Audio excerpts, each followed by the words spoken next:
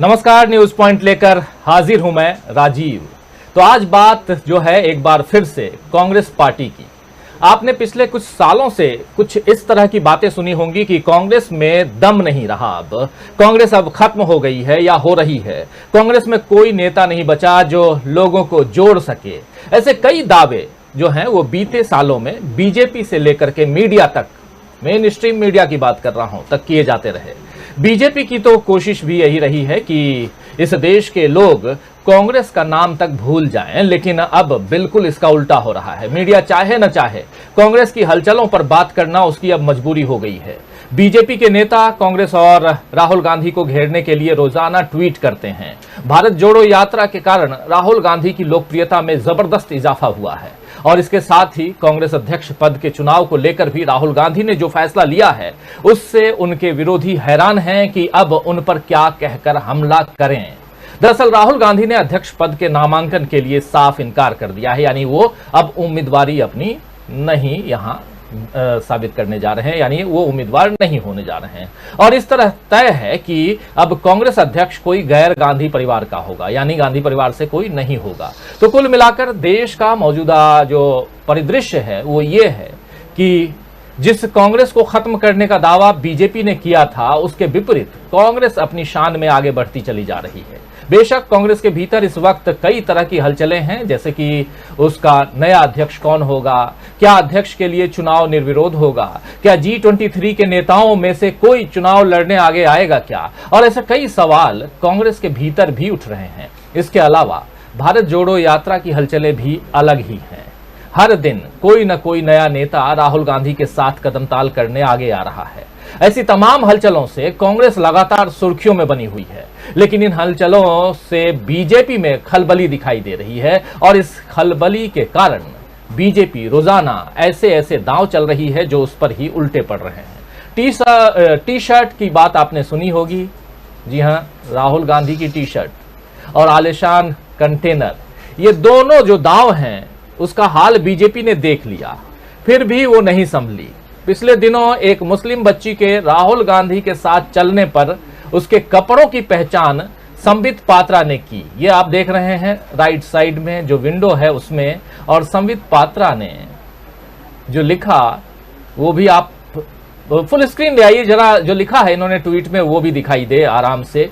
लिख रहे हैं कि जब धार्मिक आधार पर वोट का हिसाब किया जाता, नीचे की हेडलाइंस भी हटा दीजिए, जब धार्मिक आधार पर वोट का हिसाब किया जाता है, हिसाब ऑलरेडी देखिए इसको कोट किया गया है, हिसाब किया जाता है, तब वो तुष्टीकरण कहलाता है। ये कह रहे हैं संबित पात्रा। और इस बच्ची के साथ में राहुल गांधी हैं, मुस्लिम बच्ची है, लेकिन धार्मिक आधार पर वोट का हिसाब।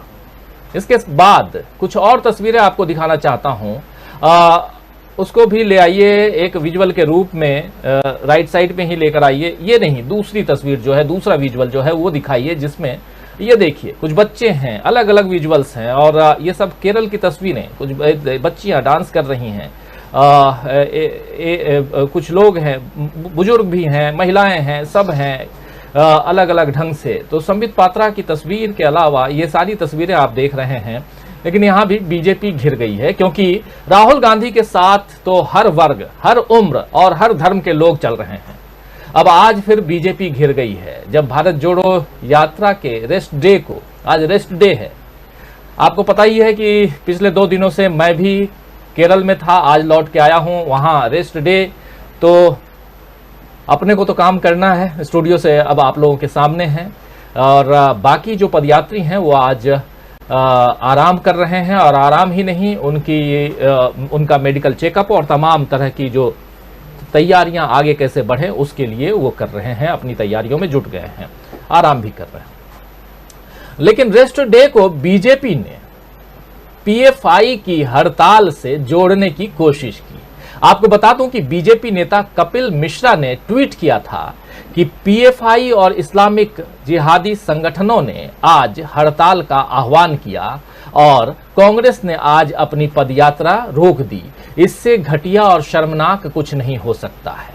कपिल मिश्रा कौन है, कैसे नेता हैं, ये यहां बोलने की जरूरत नहीं है, और उनके ट्वीट, उनके बयान ऐसे ही आते हैं, ऐसे ही आएंगे, ये भी आप तय मानिए, लेकिन कांग्रेस की तरफ से पवन खेड़ा, जो कांग्रेस के मीडिया विंग के प्रभारी ही नहीं प्रमुख हैं, पवन खेड़ा ने जवाब दिया है कि हमारी इस हैशटैग भारत जोड़ो यात्रा में हर सप्ताह एक दिन का ब्रेक लिया जाता है। पिछला ब्रेक 15 तारीख को था। अब ये बताइए, क्या ये सच है कि मोहन जी भागवत पीएफआई से माफी मांगो यात्रा पर कूच करने वाले हैं?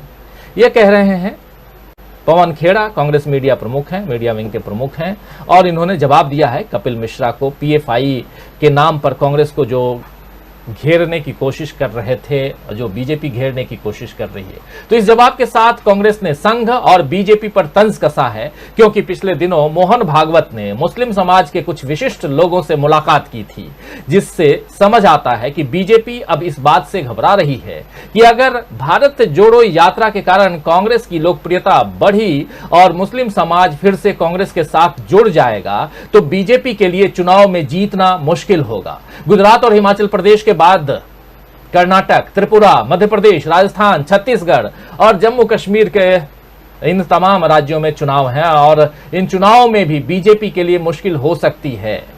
और इसके बाद लोकसभा चुनाव में भी फिर से केंद्र की सत्ता में बीजेपी को आना कठिन हो जाएगा, मुश्किल हो जाएगा। तो कुल मिलाकर हाल यह है दोस्तों कि कांग्रेस की अंदरूनी हलचलों से बीजेपी को अपनी सत्ता डामाडोल होती दिख रही है, और इसीलिए वो अब कांग्रेस की अंदरूनी कमजोरियों को ताकने में लगी हुई है, तलाशने में लगी हुई है।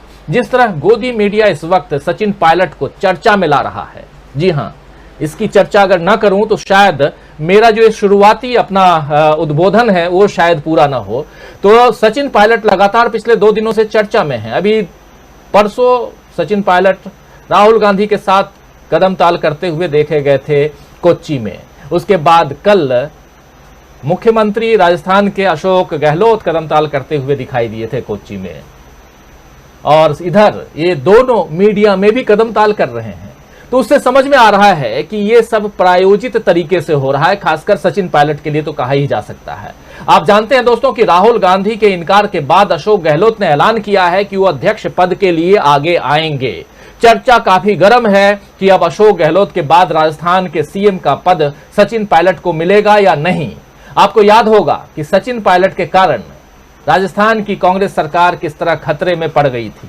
कई दिनों तक अपने समर्थक विधायकों के साथ सचिन पायलट ने रूठने और मनाने का जो सिलसिला चलाया था, क्या उसके बाद उन्हें यह पद देना सही होगा? ये एक सवाल है और बड़ा सवाल है, क्योंकि बीजेपी के लिए तो अच्छा यही होगा कि कांग्रेस में बगावती सुर उठते रहें, क्योंकि कांग्रेस के कई बड़े नेता इस बगावत के नुकसान को भांप चुके हैं। इसीलिए वो नहीं चाहते हैं कि पायलट के हाथों राजस्थान की कमान आए और फिर अगला चुनाव उनके नेतृत्व में लड़ा जाए।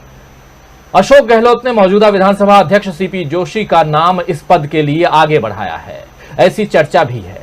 कांग्रेस का अध्यक्ष कौन होगा और कौन राजस्थान की कमान संभालेगा, यह उसका आंतरिक मामला हो सकता है या है भी, लेकिन बीजेपी की इसमें दिलचस्पी बताती है कि वो इंतजार में है कि कांग्रेस कहीं कमजोर पड़े और उसका फायदा बीजेपी उठाए। लेकिन इस वक्त जो दिख रहा है वो साफ बयां कर रहा है कि कांग्रेस ने बीजेपी को अंदर खाने में परेशान कर दिया है। आइए बीजेपी की इन्हीं परेशानियों और कांग्रेस की अंदरूनी हलचल पर चर्चा करें, और चर्चा में इस वक्त हमारे साथ कुछ वरिष्ठ साथी जुड़े हुए हैं। आइए सबसे पहले परिचय करवाऊं और आगे बढ़ें। हमारे साथ इस वक्त 5 वरिष्ठ पत्रकार जुड़े हुए हैं, 2 महिलाएं हैं। सबसे पहले स्वागत करता हूं मीनू जैन, आप सब जानते हैं पॉलिटिकल एनालिस्ट के रूप में हमारे साथ जुड़ती हैं। मीनू जी, आपका स्वागत कर रहा हूं। और राजस्थान से हमारे साथ जुड़ी हुई हैं वर्षा जी, मिर्जा जी जुड़ी हुई हैं, वरिष्ठ पत्रकार हैं। वर्षा जी, आपका स्वागत करता हूं। हमारे साथ इधर दिल्ली से हमारे साथी वरिष्ठ पत्रकार प्रशांत टंडन जी जुड़े हुए हैं। प्रशांत जी, आपका स्वागत है। उधर छत्तीसगढ़ से हमारे पॉलिटिकल एडिटर डॉक्टर दीपक पाचपोर जी जुड़े हुए हैं। दीपक जी, आपका स्वागत है। और इधर दिल्ली से ही हमारे साथी हमारे ऑनलाइन एडिटर अमनेंदु उपाध्याय जी जुड़े हुए हैं। आप पांचों का स्वागत करता हूं, और स्वागत आप तमाम दोस्त साथी शुभचिंतक आप सबका जो अब तक जुड़ चुके हैं, जो जुड़ने वाले हैं। 2 दिन से हम लगातार केरल से आप तक लाइव पहुंचा रहे थे, वहां सड़कों पे घूम रहे थे, और कल 10 किलोमीटर की यात्रा मैं भी, हमारी टीम भी, हमारे कैमरामैन भी सब तय करके आखिरी मंजिल तक पहुंच करके राहुल गांधी के काफिले को, भारत जोड़ो यात्रा के काफिले को पहुंचा करके, और रात 2 बजे वहां से निकलकर सुबह 6 बजे हम लोग दिल्ली पहुंच चुके हैं। और अब स्टूडियो से आप लोगों को के लिए लाइव और जितनी बातें यहां रख रहा हूं, अभी तक रखी गई हैं, उन तमाम बातों में बहुत कुछ है जिस पर 5 साथी अपनी बात रखेंगे। लेकिन उनसे पहले एक बाइट सुनाना चाहता हूं अशोक गहलोत की। अशोक गहलोत जो हैं वो काफी चर्चा में हैं। अशोक गहलोत काफी चर्चा में हैं। आज कल अशोक गहलोत जिस यात्रा में मैं भी जुड़ा हुआ था, भारत जोड़ो यात्रा में, उसमें कदम ताल करते हुए अशोक गहलोत कल दिखाई दिए और परसों सचिन पायलट दिखाई दिए। अशोक गहलोत कुछ दूरी तक चलने के बाद, 20-25 मिनट तक चलने के बाद वो वहां से चले गए। लेकिन उससे पहले लगभग 2-2.5 घंटे तक राहुल गांधी के साथ अशोक गहलोत की बातचीत हुई। आज अशोक गहलोत शिरडी गए थे, वहां दर्शन किया उन्होंने और उसके बाद मीडिया से चर्चा की। मीडिया से चर्चा करते वक्त कई सारे सवालों से उन्हें गुजरना पड़ा और उन सवालों का क्या कुछ जवाब दिया है उन्होंने, आइए उसको सुन लेते हैं। वर्षा जी सीधे जुड़ी हुई हैं राजस्थान से, जयपुर से, और बहुत सारी बातें वर्षा जी बताएंगी। लेकिन पहले सुन लेते हैं क्या कुछ कह रहे हैं अशोक गहलोत, आइए सुनते हैं। ये बिना अनावश्यक बहस छिड़ पड़ी है जी, मीडिया के द्वारा जी, मीडिया द्वारा जी। पहले आ रहा था कि मैं मुख्यमंत्री को छोड़ना नहीं चाहता हूँ जी। जब तक कोई तय नहीं हो कि मुझे कांग्रेस प्रेसिडेंट में खड़ा होना है जी, तब तक कोई क्या बोलेगा। मैं मेरे साइलेंट रहा। मीडिया चलाता रहा कि भाई ये मुख्यमंत्री पद से जाना नहीं चाहते हैं जी, ये जाना चाहते हैं। ये मैं जरूर काफी भी मैं कहता हूँ, आज भी मैं कहता हूँ और फॉर्म भरने के बाद भी कहूँगा कि मैं कई लोगों की नहीं पढ़ता, पर राजस्थान जहाँ से मैं बिलोंग करता हूँ जी, जिस गांव से मैं पैदा हुआ हूँ जी, वहाँ की सेवा मैं जिंदगी भर करता जाऊँगा, अंतिम सांस तक करता जाऊँगा। ये कहने में क्या हर्ज है जी। उसके लोग अलग अलग मीनिंग निकाल देते हैं। मीडिया वाले के बाद अपने हिसाब से उसको इंटरप्रेट कर लेते हैं। बाकी कोई मुश्किल नहीं है, खड़ा होना है तो होना है जी। पार्टी सेवा करनी है। पार्टी ने मुझे पिछले 40 साल 3 बार केंद्रीय मंत्री जी, 3 बार AICC का महामंत्री, 3 बार PCC प्रेसिडेंट और 3 बार मुख्यमंत्री बनाया है। नहीं क्या तो मेरे लिए तो जिंदगी में सब कुछ मेरे को सम्मान मिला है, जिम्मेदारी मिली है। अब सोनिया गांधी जी और कांग्रेस हाईकमान मुझे कहे कुछ भी, वो मुझे करना ही है, करना ही चाहिए। और इसीलिए मैंने ये भी कहा अब मेरे पद में तो नहीं रखता है जी। अगर मेरा बस चले तो मैं कोई पद पे रहूँ ही नहीं और राहुल गांधी के साथ में यात्रा में निकल जाऊँ। आह्वान करूँ पब्लिक को, आइए आप लोग मीटिंग में आइए और देश के हालात समझिए, देश में क्या हो रहा है क्या नहीं हो रहा है। और हम लोग वो मैसेज है पब्लिक को, वो वक्त आ गया हमारे लिए। पर क्योंकि अभी हालात ऐसे पार्टी के हैं, अगर मैं कोने में जा रहा हूँ छोड़ करके लोग कहेंगे साहब क्योंकि पार्टी की स्थिति ठीक नहीं है इसलिए छोड़ के जा रहे हो, इसलिए मैंने कहा मेरा बस चले तो जी। ये मैंने कहा गांधी परिवार में कोई व्यक्ति चुनाव नहीं लड़ेगा, ये मैं पहले कह चुका हूँ। मैं अपनी बात पर अडिग हूँ। मैं गई इसलिए था, यात्रा मैंने भाग भी लिया और साथ में मैंने रिक्वेस्ट भी करी। जब तमाम प्रदेश कांग्रेस कमेटी है प्रस्ताव पास करी आपके लिए तो आपको उनकी भावना समझनी चाहिए। उन्होंने कहा मैं उन सब की भावनाओं का सम्मान करता हूँ जिन्होंने प्रस्ताव पास किया उनकी। बाकी जो आप लोग जो भी मुझे कह रहे हैं जी, मैं सबकी भावना का सम्मान करता हूँ। पर मैंने एक बार निर्णय किया, मैं उस निर्णय में अडिग रहना चाहता हूँ। तो इस बाइट में वर्षा जी आपने वो तमाम बातें सुन ली जिन बातों पर कई सारे सवाल आते हैं। क्या मुख्यमंत्री की कुर्सी पर विराजमान रहेंगे अशोक गहलोत? क्या अशोक गहलोत नॉमिनेशन फाइल करेंगे? क्या राहुल गांधी नॉमिनेशन फाइल करेंगे? राहुल गांधी अध्यक्ष बनेंगे कि नहीं बनेंगे? गांधी परिवार क्या सोचता है? उसके अलावा और भी बहुत सारी बातें। और इसके अलावा कुछ चीज़ें जोड़ दूं, एक सबसे बड़ी बात कि CP जोशी और सचिन पायलट के बीच भी 2 घंटे तक बातचीत हुई है। आज क्या कुछ निकल के आ रहा है, यहीं से शुरुआत करना चाहता हूं वर्षा जी, सबसे पहले आपके पास ही, और ये समझने की कोशिश कि कांग्रेस के अंदर जो हलचल मची है उससे बीजेपी के अंदर खलबली क्यों मच गई है, ये समझने की कोशिश करेंगे। पहले हलचल क्या कुछ है ये आपसे समझना चाहते हैं। जी राजीव जी, लगता है जैसे कौन बनेगा अध्यक्ष से बड़ा सवाल अब जो हो गया है, कौन बनेगा राजस्थान का मुख्यमंत्री। तो आपने जैसे ठीक कहा कि आज सचिन पायलट जो है वो आज आए विधानसभा में, उन्होंने 2 घंटे मुलाकात की स्पेशल चैम्बर में सीपी जोशी साहब से। और सीपी जोशी जो है कांग्रेस के वो नेता हैं जो 2008 में भी जो है वो मुख्यमंत्री बनते बनते रह गए, उनका भी नाम था मुख्यमंत्री बनने में। चूंकि वो नाथद्वारा से एक वोट से अपनी सीट हार गए थे, तो वो जो है वो मुख्यमंत्री नहीं बन पाए और अशोक गहलोत ने जो है वो राजस्थान की कमान संभाली। अब जो सिचुएशन है वो ये है राजस्थान में कि अब एक तरह से अशोक गहलोत के अध्यक्ष पद का जो है वो नामांकन भरने की बात जब स्पष्ट हो चली है, तो सचिन पायलट जो है उनका नाम आगे आ रहा है। और चूंकि जैसा कि आपने अपने उद्बोधन में, अपने प्रारंभिक बात में भी कहा कि सचिन पायलट जो है वो नेता हैं जो विद्रोह कर कर जो है वो गुड़गांव चले गए थे और अशोक गहलोत को बड़ी मुश्किल से बाड़ेबंदी के बाद जो है अपनी सरकार बचानी पड़ी थी। हालांकि बहुत खूबसूरती से और बहुत सलीके से वो इस पूरी सरकार को जो है वो बचा कर ले आए थे। तो शायद अशोक गहलोत इसके बाद जो है वो बहुत ही कांग्रेस में और पूरे प्रदेश में जो है एक बहुत ही स्थापित नेता के रूप में जो है वो वैसे ही मान्य थे, पर अब और जो है वो स्वीकार्य हो जाते हैं उसके बाद। अब जो देखिए अशोक गहलोत की जो हम बात करें राजीव जी, तो उनके जो है वो काम जो है वो भी वो इस तरह से हैं जो जो अंतिम आदमी, जो अंतिम गरीब आदमी है उसके साथ जो है वो उनके सरोकार जुड़ते दिखाई देते हैं। वो खुद को गांधीवादी भी कहते हैं और गांधी जी के नाम पे न केवल उन्होंने म्यूजियम चलाए हैं, बल्कि गांधी मार्ग एक पत्रिका है, उसमें एकमात्र विज्ञापन जो दिखता है वो गहलोत सरकार का दिखता है। तो वो सही मायनों में जो है वो उस गरीब तक पहुंचना चाहते हैं। अब कल की बात करें, आज विधानसभा में जरूर जो है वो सचिन पायलट मिलने गए थे। कल जो है यहाँ एक विधेयक का प्रस्ताव आया जो एक बहुत अपने आप में बहुत देश में शायद मेरे ख्याल से वो पहला विधेयक होगा जो हर राजस्थानी को स्वास्थ्य का अधिकार जो है वो देगा और इलाज का अधिकार। इसके तहत ये बहुत साफ बात है कि आप जो है अगर एकदम से इमरजेंसी केस में अगर किसी अस्पताल में जाते हैं तो आपका बिना किसी पुलिस के, बिना किसी फीस के जो है वो किसी भी अस्पताल में सीधे आपको इलाज करने की जो है वो सुविधा होगी, आपको बिना किसी परेशानी के जो है वो ये उद्देश्य है इस विधेयक का। और साथ ही जो है वो साफ जल, शुद्ध खाना, ये भी सरकार जो है वो प्रोवाइड कराने के लिए प्रतिबद्ध है इस विधेयक के बाद। इसके लिए एक जो है वो ट्रिब्यूनल बनेगा राज्य और जिला स्तर पे ट्रिब्यूनल बनाए जाएंगे जो अकाउंटेबल बनाएगा इस पूरे व्यवस्था को। तो मुझे लगता है भले ही हम सब लोग बात कर रहे हैं कि भाई कौन बनेगा, या अशोक गहलोत जो है वो यात्रा में शामिल हुए, उसके पहले सचिन पायलट जो है वो राहुल गांधी की यात्रा में शामिल होते हैं, फिर जो है ये परिक्रमा जयपुर, कोच्चि, दिल्ली, इस तरह से इन नेताओं की चल रही है।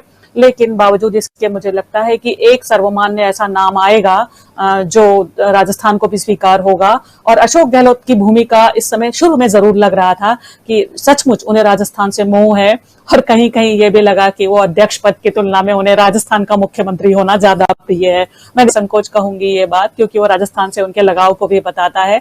तो इसके बाद ये लगता है कि अशोक गहलोत जो है अब जब कह चुके हैं कि नहीं भाई मैं लाइन में नहीं हूं, मैं छोड़ दूंगा पद, तो अब देखिए उम्मीद है कि एक अच्छा नाम उभर कर आएगा। मुझे प्रसादी लाल मीणा का भी नाम सुनाई देता है, सीपी जोशी साहब का भी नाम सुनाई देता है। तो अब देखिए किस तरह से गणित जो है वो सत्ता है और एक नया नाम सामने आता है। जी राजीव जी बिल्कुल। लेकिन अशोक गहलोत एक बात बहुत थोड़ा सा इमोशनल होते हुए भी कह रहे थे, जो अभी बाइट में आप सबने सुना, कि पैदा यहीं हुआ हूं और बचपन से रहा हूं और राजस्थान के लिए जो कुछ भी है करता रहूंगा। और मेरी इन बातों को मीडिया में जिस ढंग से दिखाया जाता है वो इस ढंग से बताया जाता है कि मैं मुख्यमंत्री का पद छोड़ना नहीं चाहता हूं। ये बहुत बड़ी बात कह रहे थे अशोक गहलोत। लेकिन अशोक गहलोत पर सबकी नजरें टिकी हुई हैं सचिन पायलट पर भी। सचिन पायलट भी मिलते हैं यहाँ कोच्चि जाकर के राहुल गांधी से केरल में, और दूसरे दिन अशोक गहलोत मिलते हैं। उससे पहले अशोक गहलोत सोनिया गांधी से भी मुलाकात करते हैं। अब सब कुछ साफ हो चुका है कि अशोक गहलोत नॉमिनेशन फाइल करने जा रहे हैं। इसके बाद क्या और इससे पहले क्या, ये भी समझना चाहेंगे। मीनू जी, आपके पास आना चाहता हूं। कांग्रेस के अंदर जो कुछ चल रहा है जरा आपसे और समझना चाहेंगे। जो कुछ राजस्थान में हो रहा है वर्षा जी ने सब कुछ क्लियर बता दिया, लेकिन राजस्थान से बाहर क्या कुछ चल रहा है? राजस्थान से बाहर तो ये चल रहा है राम प्रसाद बिस्मिल के शब्दों में कि अब तेरी हिम्मत का चर्चा गैर की महफिल में है। तो इतना चर्चा है कि होश फाख्ता हुए पड़े हैं भाजपा के। मतलब जिसको कहते हैं कि यात्रा को जो हम शुरू से बोल रहे, मैं तो शुरू से ही कह रही हूं कि इसमें विघ्न डालने की कोशिश की जाएगी, रोकने की भी कोशिश की जाएगी और हो सकता है रोका भी जाए। लेकिन जो उदाहरण सामने आ रहे हैं उससे ये मेरी आशा और ज्यादा, ये मेरी जो आशंका है ये और बलवती होती है कि वास्तव में इस यात्रा को रोका जाएगा। आप शुरू दिन से देख लीजिए, टी शर्ट कंटेनर से शुरू हुई बातें कहां पहुंच गई जाके कि आपके आज जो है केरल हाईकोर्ट में अर्जी लगा दी है लोगों ने कि भाई सड़क रोक रही है, ये यात्रा सड़क को बाधित कर रही है, रास्ते को, ट्रैफिक को बाधित कर रही है, आम जनता के लिए परेशानी हो रही है, तो हाई कोर्ट में पहुंच गए हैं। उसके अलावा पीएफआई का शगुफा उन्होंने छेड़ दिया ताकि, और हुआ भी, जो उनका मंशा था वो पूरा भी हुआ। वहां पे काफी कुछ झगड़ा आगजनी वगैरह पीएफआई की तरफ से हुई है। उन्होंने केरल में कुछ इलाकों में बंद का आह्वान भी किया है। मोदी जी ने अपना कर्तव्य पथ का उद्घाटन भी उसी में घुसाया कि ताकि इससे ध्यान भटके लोगों का। उसके बाद चीते ले आए, फिर भी भटका नहीं, फिर भी यात्रा उसके ऊपर बनी रही। और इसमें कांग्रेस का भी बहुत अच्छा मीडिया मैनेजमेंट बहुत अच्छा रहा कि जो भी अभी आपने जैसे कपिल मिश्रा का बताया कि उन्होंने तुरंत उस पर वार किया। तो वो जो होता है कि चाहे उनका झूठ कितना भी 10 मील 15 मील चल चुका होगा, वो उससे पहले ही उसकी टांग तोड़ देते हैं सोशल मीडिया वाले। तो मेरे ख्याल से बहुत कुछ अच्छा चल रहा है। और आप तो होके आए हैं, राहुल गांधी से रूबरू आपने देखा है, मिले हैं, तो अब आपको भी शायद अनुमान कुछ आइडिया लगा होगा कि कितना बदला हुआ उनका चेहरा मोहरा और पूरा बॉडी लैंग्वेज बदली हुई है। कल की प्रेस कॉन्फ्रेंस तो बहुत ही ज्यादा इंप्रेसिव थी, बहुत ही, जिसको कहते हैं ट्रांसफॉर्म राहुल गांधी, एक लबालब आत्मविश्वास से भरे हुए, बहुत संतुलित उनके प्रेस के साथ उनका जो ऑलवेज रहता है इंटरेक्शन संतुलित, लेकिन कल का इंटरेक्शन तो बहुत ही बढ़िया इंटरेक्शन था। उन्होंने सब सवाल, इवन जब पीएफआई का सवाल उनसे पूछा गया तो उसका जो उन्होंने जवाब दिया वो तो बिल्कुल स्टेट्समैन लाइक जवाब था। मतलब वो तो एक, जिसको कहते हैं ना, कसौटी था कि राहुल गांधी क्या हो गए हैं 15 दिन में। तो एक बहुत अच्छा कांग्रेस की तरफ से मैनेजमेंट इसका चल रहा है, उनकी तरफ से अपनी कोशिशें जारी हैं, लेकिन कांग्रेस भी हार नहीं मान रही है और लगातार वार पे वार करे जा रही है। और बाकी का राहुल गांधी जो आप जानते ही हैं, जो रास्तों की तस्वीरें हैं, जो आप भीड़ देख रहे हैं, जो ये 1.5 लाख, एक दिन बताया गया है कि 1 लाख के करीब लोग थे यात्रा में जो पीछे चल रहे थे, शायद उस दिन आप भी थे वहां पे। तो वो जो यात्रा में जो लोग चल रहे हैं, मैं ये कहती हूं कि अगर इसका 1/4 भी नॉर्थ इंडिया में लोग यात्रा के पीछे चले तो एक बहुत बड़ी उपलब्धि होगी। आप इमेजिन करिए कि राहुल गांधी के पीछे 25-30 हजार लोग चल रहे हैं, तो आप वो नजारा क्या होगा, वो एक देखने वाली बात होगी। और तब बीजेपी के होश फाख्ता जरूर होने वाले हैं।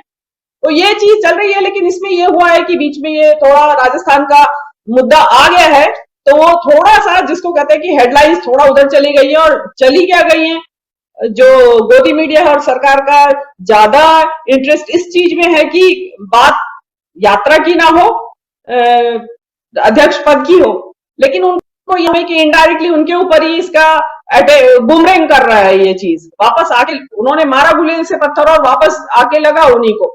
क्यों? क्योंकि इससे एक सीधे पता चलता है कि कांग्रेस के अंदर अध्यक्ष पद का चुनाव हो रहा है, जो कि किसी पार्टी में नहीं होता है।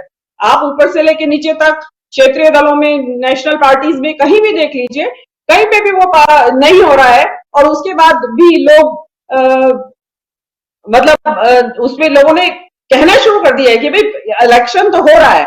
अब ये राजस्थान का मुद्दा है, मेरे ख्याल से राजेश पायलट, ये अपने सचिन पायलट जो है, वो अगर उस वक्त बगावत ना करते तो वो ऑटोमेटिक ट्रांसफर उनको होता सत्ता का। कोई कहने वाला नहीं था, ना अशोक गहलोत कुछ बोलते और ना ये बोलते। और उसमें हुआ क्या है, इसी बीच में जो शिंदे का प्रकरण हुआ है गुजरात, महाराष्ट्र में, उसने उनके लिए थोड़ी मुसीबत खड़ी कर दी है, एक विश्वास का संकट जिसको कहते हैं।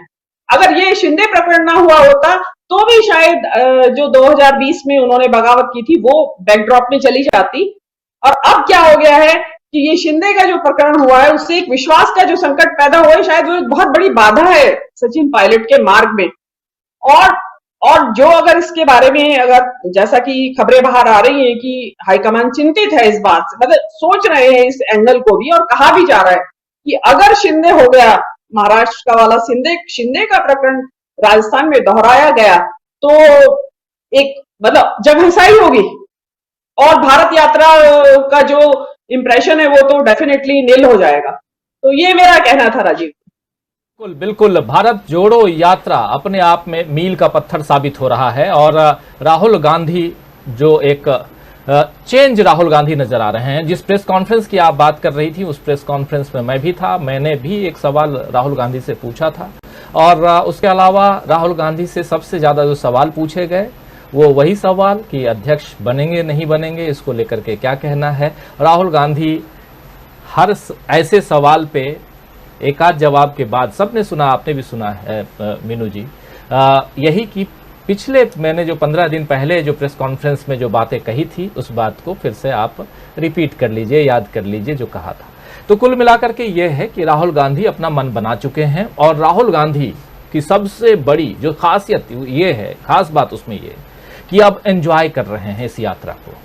कहते हैं लोग कि राहुल गांधी कहते हैं कि 6:30 बजे क्यों निकल रहे हो, पहले 7 बजे का टाइम था, उन्होंने खुद 6:45 से 6:30 कर दिया है सुबह का। अब वो कहते हैं 5:30 बजे क्यों नहीं निकलते हो, और दिन में सिर्फ 23 किलोमीटर क्यों, 30 किलोमीटर क्यों नहीं चलते, 22-23 किलोमीटर चल रहे हैं, हम 30 किलोमीटर 35 किलोमीटर भी चल सकते हैं। एक एनर्जी है, एक उत्साह है इस यात्रा में, वो साफ दिखाई दे रहा है। लेकिन उनके साथ साथ बाकी लोग जो हैं और कई विदेशों से भी लोग आए हुए हैं जिन सबसे हमारी मुलाकात भी हुई। विदेश में जो कांग्रेस विंग के लोग हैं, जो कांग्रेस का विदेश प्रभाग जो है, आयरलैंड से, अरब कंट्रीज से, ऑस्ट्रेलिया से, इंग्लैंड से और भी कई जगहों से जो लोग आए हुए हैं, ये लोग भी बहुत उत्साह के साथ में इस यात्रा में जुड़े हुए हैं। और सबसे बड़ी बात मीनू जी ये कि जो हजारों का जो एक कारवां दिखाई दे रहा था, ये कारवां लोग जो हैं स्वतः स्फूर्त सड़कों पे हैं। और सबसे बड़ी बात कि इसमें सीपीएम की सरकार है वहां प्रशांत जी, और सीपीएम का झंडा लिए कुछ लोग राहुल गांधी जिंदाबाद का नारा लगा रहे थे। तो ये अलग तस्वीर है। केरल में सरकार वहां वामपंथी सरकार और झंडा जो है वो वामपंथी यानी सीपीएम का, और राहुल गांधी जिंदाबाद का नारा लगा रहे हो आप, तो एक अलग तस्वीर।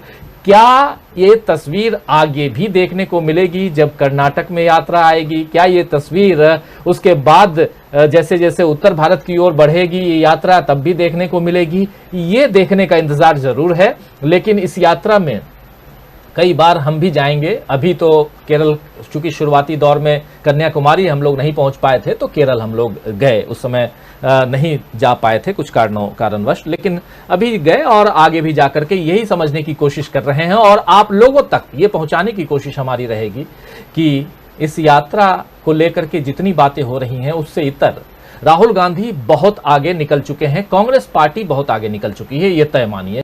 आने वाले समय में उसका रिफ्लेक्शन दिखेगा जब उत्तर भारत में ये यात्रा आएगी और मजबूरी होगी दिल्ली में बैठे मीडिया वालों को कि इसको दिखाया जाए। खैर प्रशांत टंडन जी, हम इस यात्रा के दौरान बहुत कुछ बदलते देख रहे हैं, कांग्रेस को बदलते देख रहे हैं, ट्रांसफॉर्म देख रहे हैं हम कांग्रेस में। बहुत बड़ा चेंज ये है कि कांग्रेस का एक अध्यक्ष मिलने जा रहा है आज की तारीख में।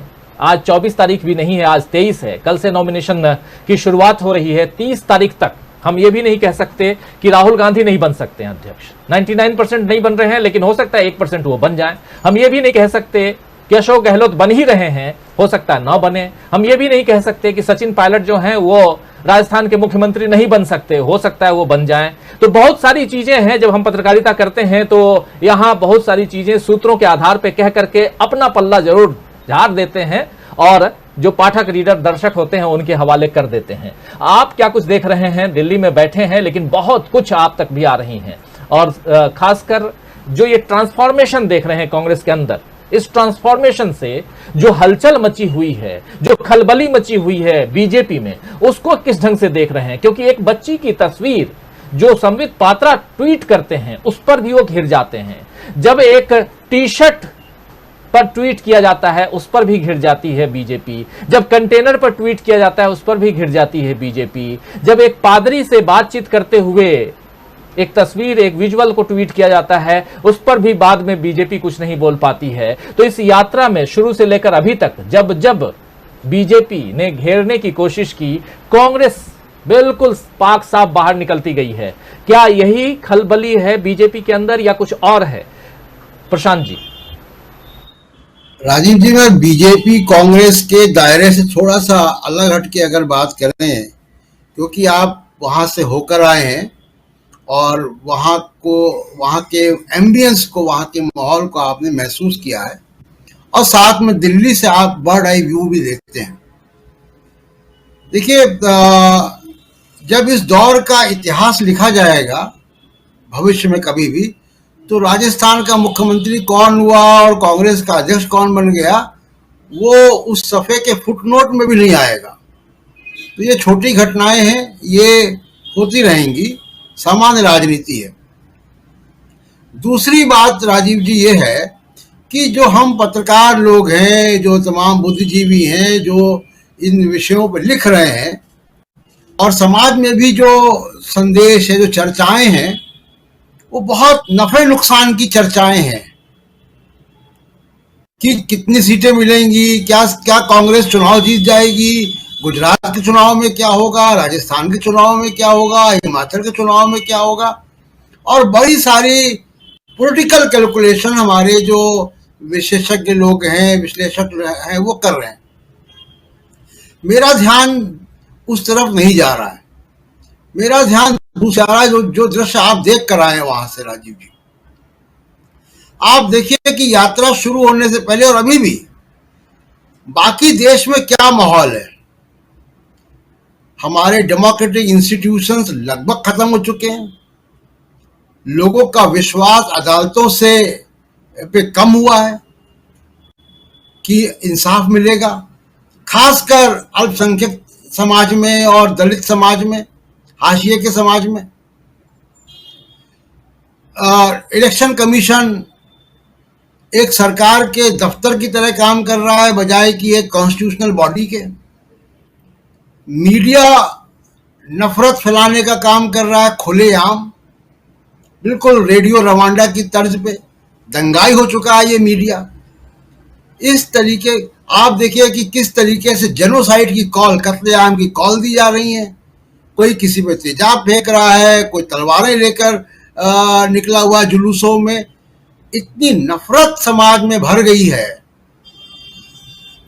कि आप पब्लिक स्पेसेस में राजीव जी बात नहीं कर सकते हैं, डर लगता है कि झगड़ा हो जाएगा।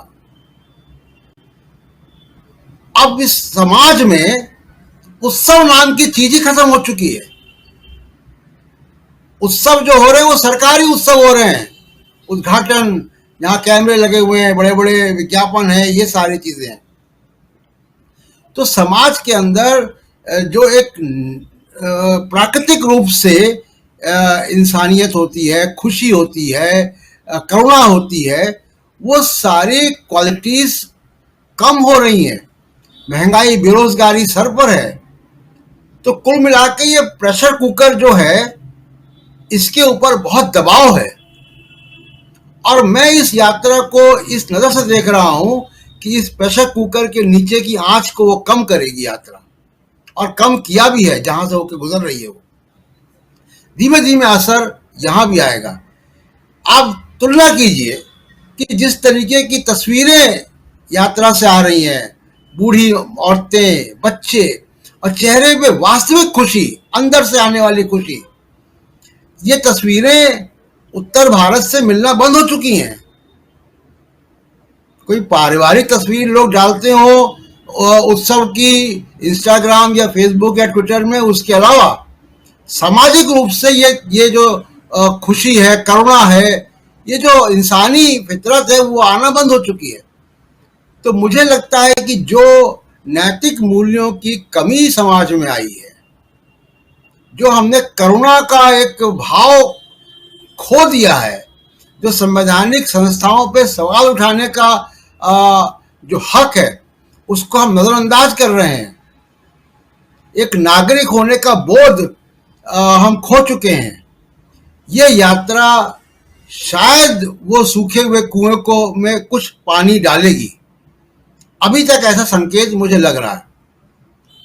तो मेरा मतलब आग्रह यही होगा कि हम नफे नुकसान की जगह यात्रा का जो बड़ा उद्देश्य है उसकी तरफ अगर ध्यान दें। उस पर कम लिखा जा रहा है और उस पर लिखा जाना चाहिए कि किस तरीके से यात्रा, एक तस्वीरों को आप देखिए, जो तस्वीरें आप दिखा रहे हैं या तस्वीरें जो हम लोग सोशल मीडिया के जरिए देख रहे हैं, और मैं इस बारे में राजीव जी बिल्कुल भी चिंतित नहीं हूं कि ये जो तथाकथित गोदी मीडिया है, कॉरपोरेट मीडिया है, ये क्या दिखा रहा है क्या नहीं दिखा रहा है, और संबित पात्रा ने क्या ट्वीट कर दिया, इन सब का कोई असर नहीं होगा अगर समाज वापस अपनी पटरी में आएगा। और अगर समाज में वापस करुणा, दया, खुशी, प्रसन्नता, एकता एक दूसरे के प्रति वो वापस अगर कायम होगी, तो आप देखिएगा कि ये जो मीडिया है, नफरत का माहौल है, ये अपने आप धीमे धीमे खत्म होगा। और जब ये खत्म होगा तो पार्टी कोई भी जीते, कांग्रेस जीते, गैर कांग्रेस पार्टियां जीते, सत्ता में आए, सवाल ये कि भारत की जो आत्मा है, जो भारत का जो पहचान है, वो बची रहनी चाहिए। पिछले 7-8 साल में वो पहचान कम हुई है। वैसे ही नहीं केवल कि मैं इंडेक्स के आधार पर कह रहा हूँ कि जी डेमोक्रेसी का इंडेक्स कहाँ चला गया और प्रेस फ्रीडम का इंडेक्स कहाँ चला गया, वो सारी बातें अपनी जगह है। आप यूं ही निकलिए सड़कों पर। मैं बहुत ट्रेवल करता हूँ। अभी मैं गुजरात से होके आया हूँ, कल परसों पंजाब से होके आया हूँ, जहाँ पे चर्चेस पे हमले हुए हैं अभी। तो इतनी ज्यादा नफरत है, उसको कम करने की जरूरत है।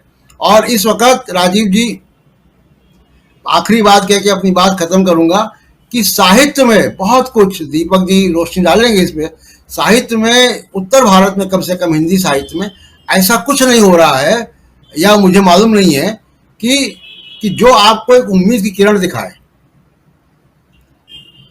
फिल्मों में ऐसा नहीं होगा। जब मैं इसी शहर में, जो विजुअल अभी आप लोग देख रहे थे, वो विजुअल उसी यात्रा के हैं, उसी दृश्य को हम आप लोगों को दिखा रहे हैं, जो लगातार इसमें देखिए लंबी लाइन लगी हुई है, क्या आगे क्या पीछे, और ये कम से कम नहीं तो 5 किलोमीटर से भी लंबी लाइन है। और यहाँ जब बात कीजिए आप लोगों से, तो कल शाम को जो साथी हमारे साथ आप लोग जुड़े होंगे, कई लोग ये कह रहे थे कि चूंकि यहाँ पर कोई बंटवारा नहीं है समाज में, और इसीलिए यहाँ हम सुख शांति से हैं। केरल में जो सुख है, शांति है, वो इसलिए है कि समाज बटा हुआ नहीं है। राहुल गांधी से भी पूछे गए सवाल में राहुल गांधी का भी यही कहना था, जो बात अभी प्रशांत टंडन जी कह रहे हैं, कि जो नफरत यहाँ साफ कांग्रेस पार्टी इस यात्रा में बार बार इस बात को कहती है कि इससे हमको सियासी तौर पर क्या फायदा होगा, उधर तो हम ध्यान ही नहीं दे रहे हैं। हमारा ध्यान सिर्फ यही है कि नफरती माहौल को खत्म किया जाए, युवाओं को रोजगार मिले, महंगाई से छुटकारा मिले। ये 3 सवाल बार बार, 3 बातें बार बार उठाई जा रही हैं राहुल गांधी की तरफ से भी, लेकिन सबसे ऊपर जो है वो नफरत है और कम्युनल हार्मनी की बात इसीलिए बार बार कांग्रेस की तरफ से आ रही है। तो इस नफरत को कैसे दूर करें, और इसमें जो कांग्रेस पार्टी जो लेकर के जिस पैगाम को, जिस मैसेज को लेकर के आगे बढ़ रही है, उस मैसेज में अभी तक कामयाब साबित हो रही है, क्योंकि आम नागरिक सड़कों के किनारे खड़े होकर के जब वो इंतजार कर रहा है, एक परिवार इंतजार कर रहा है, बच्चों के साथ, छोटे छोटे बच्चे हैं, और पूछ रहे हैं, जैसे हम लोग ही आगे आ रहे थे, पूछ रहे थे कि राहुल गांधी इधर से गुजरेंगे ना, तो मैंने कहा कि वो गुजरेंगे लेकिन हो सकता है ना मिले, कोई बात नहीं, एक बार देखना है बस। ये जो देखने की ललक है ये जबरदस्त है, और सड़कों पे लोगों को खींच करके ये ले आया है, और यहीं से शुरुआत होती है जो नफरत को दूर करने का पैगाम। वो क्योंकि कुछ हिंदू, कुछ मुस्लिम ऐसे लोग भी थे, और जिन लोगों ने कहा कि हम दोनों आपस में रहते हैं, आपस में भाईचारा है, बिजनेस है, सब कुछ है, और कभी लड़े नहीं हम लोग। लेकिन उत्तर भारत में तो सुन रहे हैं हम कि आप लोग वहां पर, उत्तर प्रदेश में कुछ और चल रहा है, मध्य प्रदेश में कुछ और चल रहा है, बिहार में कुछ और चल रहा है। तो ये चीजें हैं, खबरें तो जाती हैं। खैर, लेकिन अमलेंदु जी, बहुत सही बातें यहाँ जो चर्चा चल रही है, भारत जोड़ो यात्रा एक अपने आप में एक अलग पैगाम भी है और साथ साथ देश की राजनीति को एक नई दिशा भी देगा। भले कांग्रेस इस बात को माने न माने कि सियासी तौर पर हमें फायदा होगा नुकसान होगा ये न देखते हुए, और राहुल गांधी भी अध्यक्ष इसलिए नहीं बनने जा रहे हैं क्योंकि राहुल गांधी का कहना है साफ तौर पर, जो सूत्र बताते हैं, जो दूसरे उनके मातहत जो नेता हैं वो उनसे बातचीत पर जो वो बता रहे थे कि उनका कहना है कि मेरा पूरा फोकस इस वक्त भारत जोड़ो यात्रा पे है और इसके बाद और कई यात्राओं में राहुल गांधी निकलने वाले हैं। यानी भारत को जोड़ना मेन मकसद है। भारत को जिस दिन जोड़ देंगे उस दिन खुद ब खुद कांग्रेस जो है वो सत्ता पे काबिज हो जाएगी, ये भी मानना है। आप क्या सोचते हैं भारत जोड़ो यात्रा से लेकर के, और जैसा प्रशांत टंडन जी कह रहे थे, अमलेंदु उपाध्याय जी, कि राजस्थान में कौन मुख्यमंत्री होगा, कौन देश इधर एआईसीसी का प्रेसिडेंट होगा, ये मायने नहीं रखता है। मायने ये रखता है कि ये यात्रा कितनी सफल हो पा रही है। आप किस नजरिए से देखते हैं? राजीव जी, मैं आपकी बात से भी और प्रशांत जी की बात से भी 100% सहमति जताते हुए ये कहना चाहता हूं कि इस यात्रा की सफलता यही है कि भारत अगर जुड़ जाता है सांस्कृतिक रूप से और तमाम रूप से, भाषा के तौर पे, जो विविधताएं हैं उनके तौर पे अगर जुड़ जाता है, तो भारतीय जनता पार्टी और आरएसएस की कमर तो अपने आप टूट जाएगी। क्योंकि इनकी जीत इसी में है कि भारत टूटा हुआ है। क्योंकि इन्होंने लंबे समय तक, लगभग 100 साल होने को आए, लगातार 100 साल तक इसी काम पे जुटे रहे, एक सूत्री कार्यक्रम लेकर के कि किस तरीके से भारत को खंड खंड किया जाए, और हर तरीके से इन्होंने इसकी प्रयास की और समाज को, खासतौर से उत्तर भारत को पूरी तरीके से बांट के रख दिया है। अब ये आंधी अगर चलती है, दक्षिण से भी चलती है, और एक सूत्र में पिरोने की बात होती है पूरे देश को, और जो बदलाव की बयान चल रही है ये अगर चलती है पूरे देश में, तो निश्चित तौर पर ये सबसे बड़ा आघात जो है उन लोगों को होगा जो देश को तोड़ना चाहते हैं, जो टुकड़े टुकड़े गैंग, जिनकी सारी नीतियां और सारे क्रियाकलाप जो है उस देश को तोड़ने वाले हैं, उनके लिए सबसे बड़ा आघात होगा।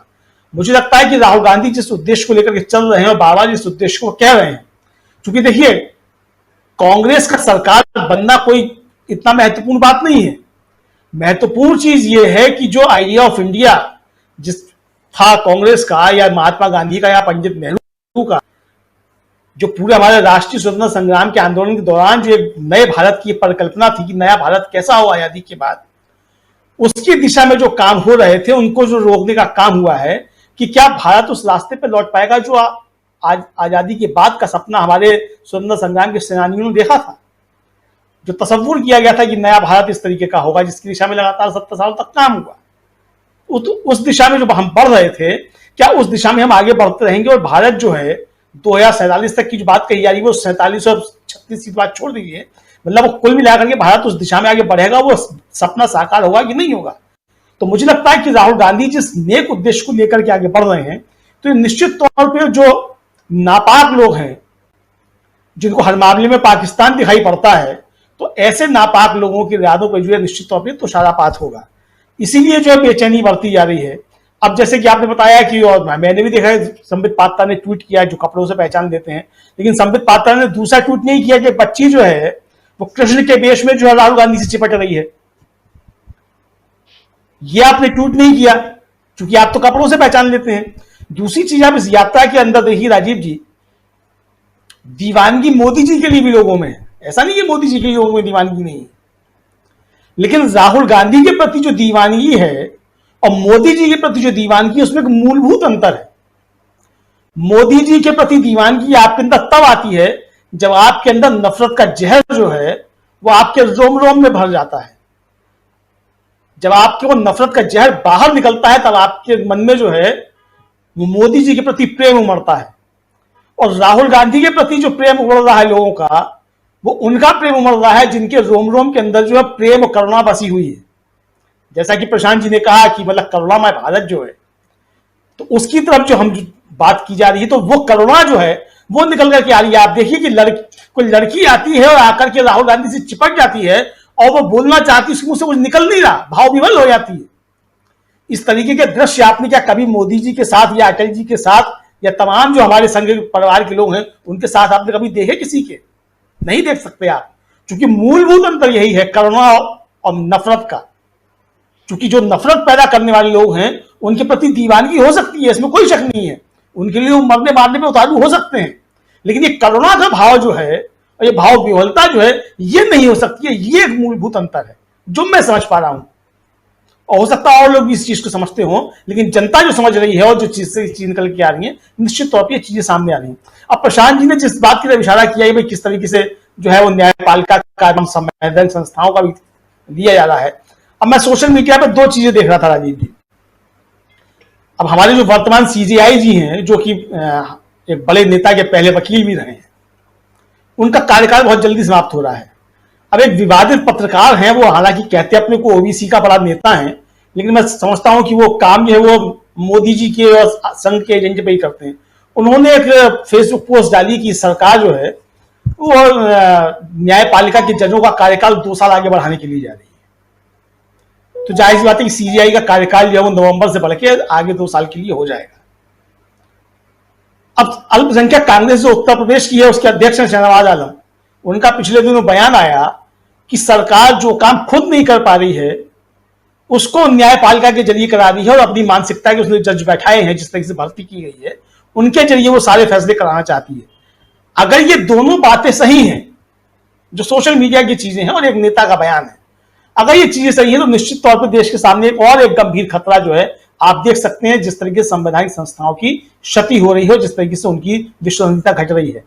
अब ये जिम्मेदारी जो इस भारत जोड़ो यात्रा के ऊपर भी है कि सिर्फ प्रेम और करुणा का भाव नहीं, बल्कि जो संवैधानिक संस्थाएं हैं उनकी किस तरीके से रक्षा हो और उनकी छवि जो है और उनके प्रति सम्मान जो है वो जनता के अंदर किसी तरीके से कम ना होने पाए, ये भाव ना जाने पाए कि संवैधानिक संस्थाएं जो हैं अब वो सरकार के एजेंट के तरीके से काम कर रही हैं। ये भी एक बहुत बड़ी जिम्मेदारी मुझे लगता है कि इस पर भी ध्यान देने की आवश्यकता है, उस पर काम करने की भी जो है आवश्यकता है। संवैधानिक संस्थाओं के अंदर कुछ बैठे हुए लोग जो हैं वो गलत तरीके से काम कर सकते हैं, लेकिन उनके कामों के जरिए जो है वो संवैधानिक संस्थाओं की छवि जो है वो नहीं बिगड़नी चाहिए। अगर ये बिगड़ती है तो निश्चित तौर पर हमारा लोकतंत्र का ढांचा है ये ढह जाएगा एक तरीके से।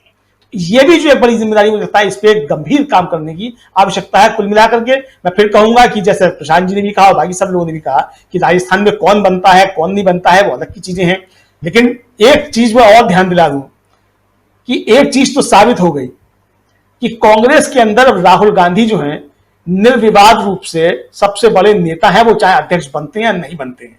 और इससे और साबित हो गया कि जब G23 के नेता शशि थरूर, जो कि हो सकता है चुनाव भी लड़े, वो जब सोनिया गांधी से जाकर के मिलते हैं और जो खबरें आती हैं वो कहते हैं कि आप निष्पक्ष रहिएगा, तटस्थ रहिएगा, तो भाई जो लोग चिट्ठी लिख रहे थे सोनिया गांधी को कि गांधी परिवार से बाहर का हमको आदमी चाहिए और गांधी परिवार से बाहर का अध्यक्ष चाहिए, तो जब गांधी परिवार लड़ ही नहीं रहा है तो उन चिट्ठी लिखने वालों को अगर सोनिया गांधी के दरवाजे पर यह कहने के लिए जाना पड़ रहा हो कि आप तटस्थ रहिएगा और निष्पक्ष रहिएगा, सोनिया गांधी आश्वासन दें कि हम न्यूट्रल रहेंगे, तो जाहिर सी बात है कि यह साबित हो गया। अब इसमें कोई इफ एंड बट की जरूरत नहीं है। G23 की सारी वो चिट्ठियां जो थी वो रद्दी की टोकरी में अपने आप चली गई शशि थरूर की सोनिया गांधी के घर पर जाकर के एक मुलाकात से। जी अभी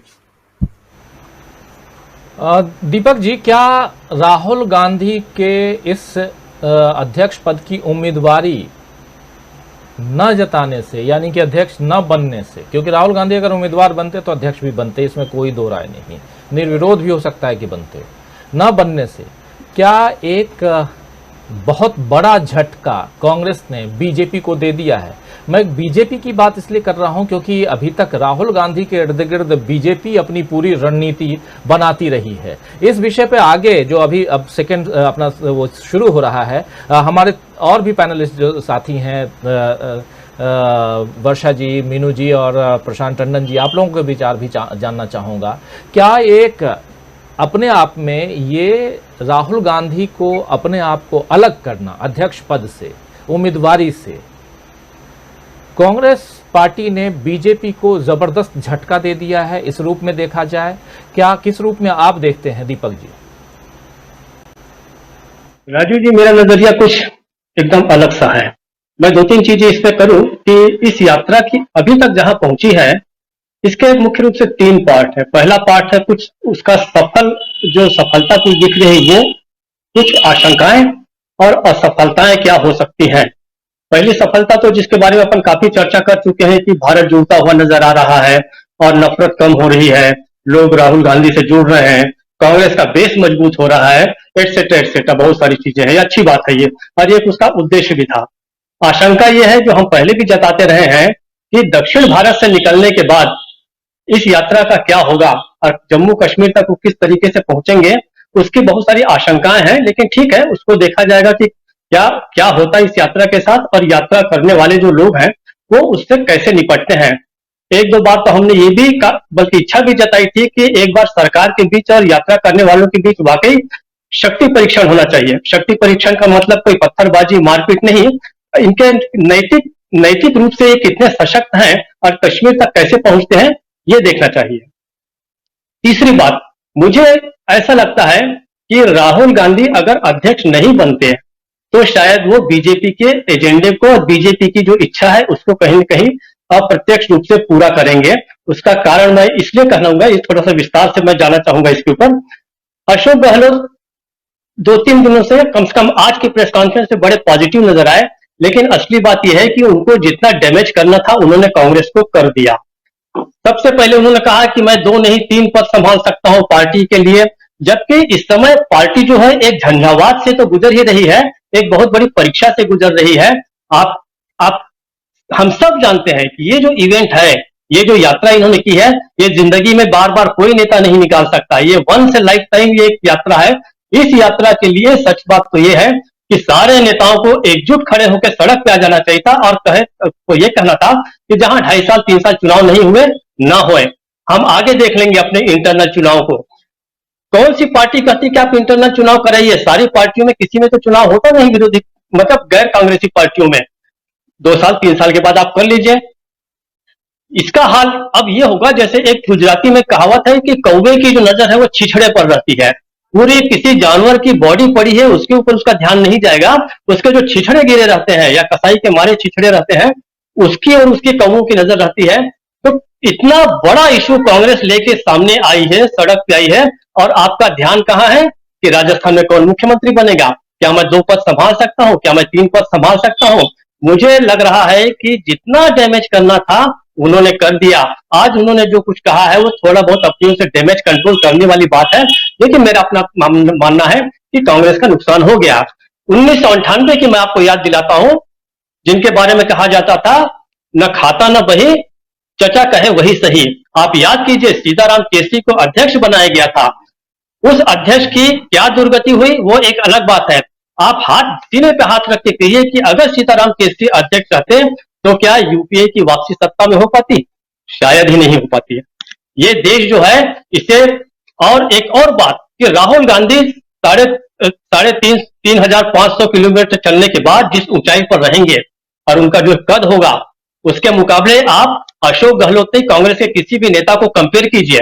कंपेयर आप नहीं करेंगे, कंपेयर मैं नहीं करूंगा, कंपेयर कोई ऑफिस बेयर नहीं करेगा, लेकिन आम जो कार्यकर्ता है, आम जो जनता है वो कहेगी कि क्या आप अध्यक्ष न बनने के लिए आपने इतनी बड़ी यात्रा निकाली? क्या आप प्रधानमंत्री न बनने के लिए इतनी बड़ी यात्रा निकाली?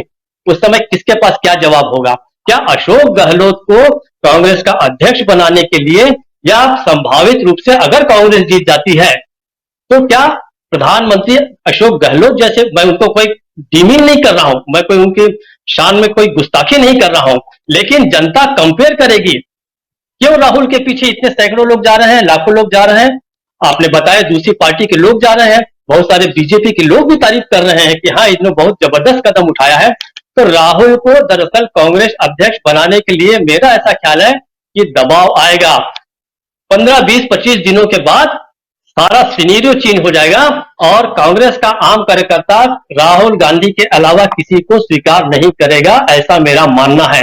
अगर कांग्रेस चाहती है कि अपना और नुकसान करे तो बेशक वो किसी को भी अध्यक्ष बनाए, हमें उससे कोई मतलब नहीं है। लेकिन अब जनता जो है निश्चित रूप से सिर्फ और सिर्फ राहुल को देखने के लिए ही तैयार खड़ी है, इसलिए उसके पीछे चल रही है। गहलोत कम से कम उसके मुकाबले पे कहीं नहीं रहेंगे, ऐसा मेरा मानना है। तो इसको मैं ये कह रहा हूं कि अगर राहुल गांधी नहीं बने तो बीजेपी तो यही चाहती है कि ये परिवार ना आए सत्ता में, ये परिवार अध्यक्ष न बने, तो आप तो उनके ही ट्रैप में फंस रहे हैं, ऐसा मेरा मानना है। हो सकता है मैं गलत हूं, लेकिन अब राहुल गांधी को एज ए चैलेंज देना चाहिए था बीजेपी को कि आप कह रहे हैं कि मैं अध्यक्ष नहीं बनूंगा, लेकिन मैं बन के दिखाऊंगा।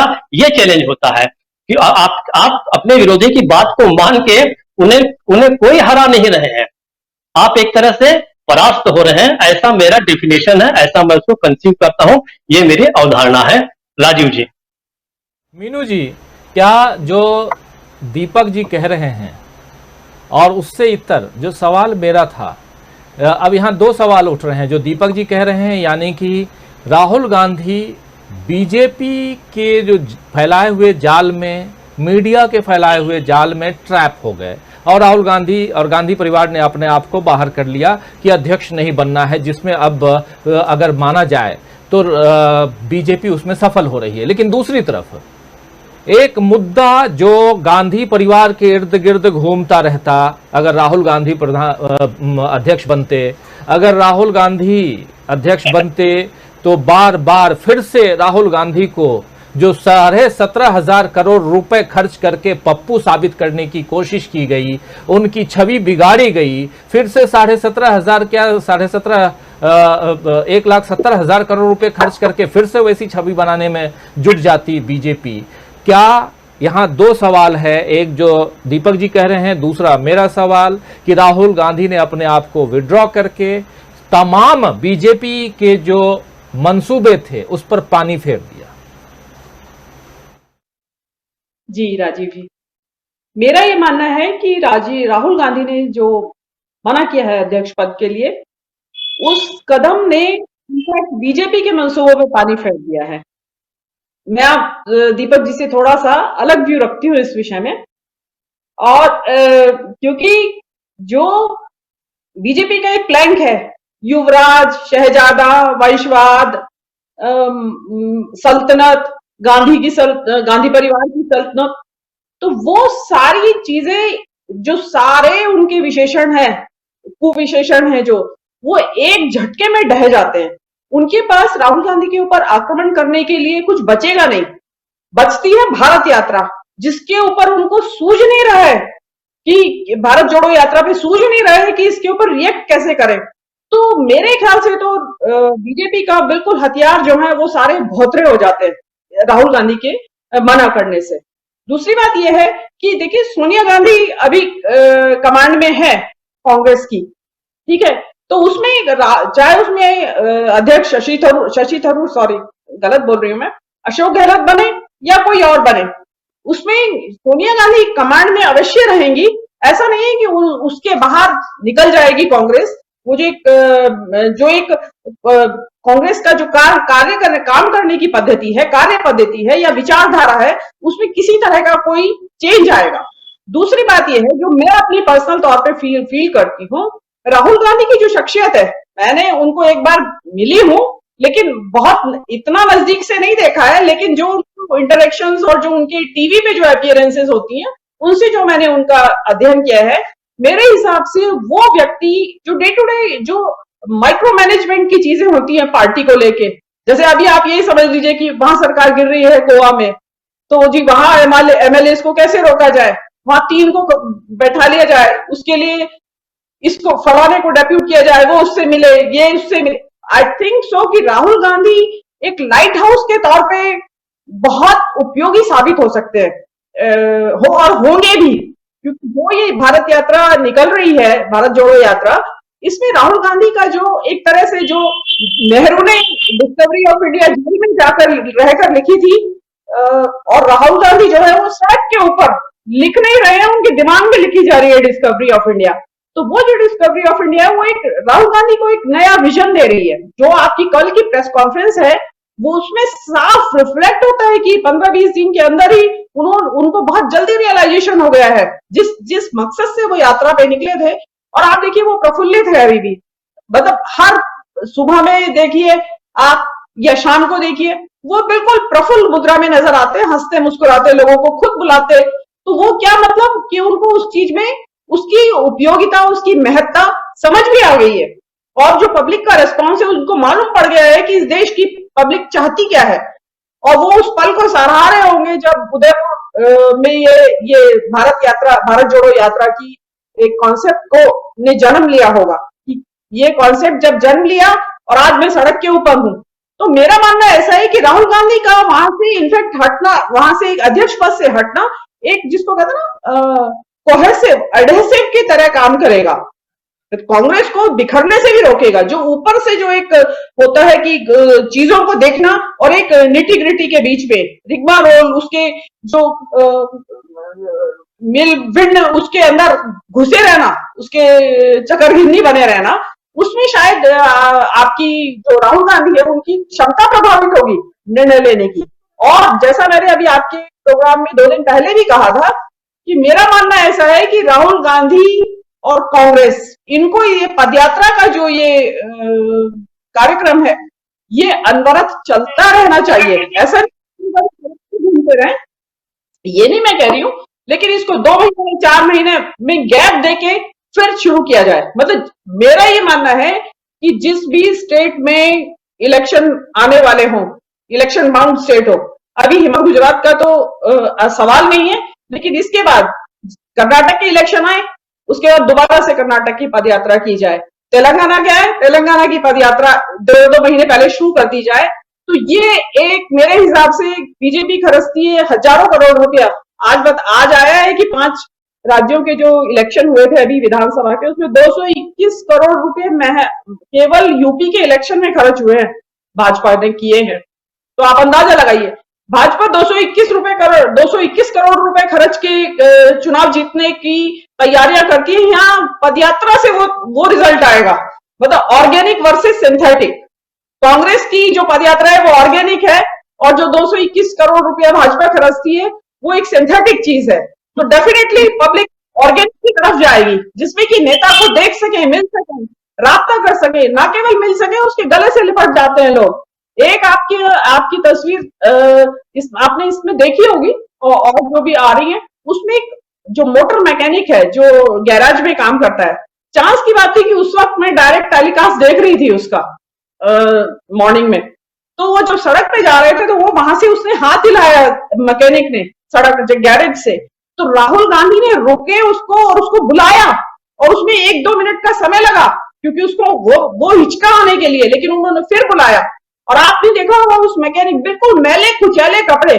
मैं आपको बताती हूँ कि मतलब इसमें एक दूसरा एंगल मैं तो देखती हूँ कि मैं हूं जिस तरह वो लोगों को गले से लगा लेती है और गले में हाथ डाल, मैं तो झिझक जाऊँ एक बार के लिए, मतलब मुझे मेरी स्ट्रॉबेरी कहती है इसको। और वो व्यक्ति जिसको कि आप शहजादा कहते हैं, युवराज कहते हैं, वो अपनी कहीं राजशाही दिखाई नहीं रहा है, वो इतने मैले कुचैले लोगों को वो गले से लगा लेता है। मतलब मैं तो 2 बार सोचूंगी। तो ये जो भाव जो एक मोटर मैकेनिक से लेके बच्चे को और एक नेताओं को भी जो एक भरोसा जो पैदा हुआ है, वो भरोसा एक बहुत बड़ी उपलब्धि है।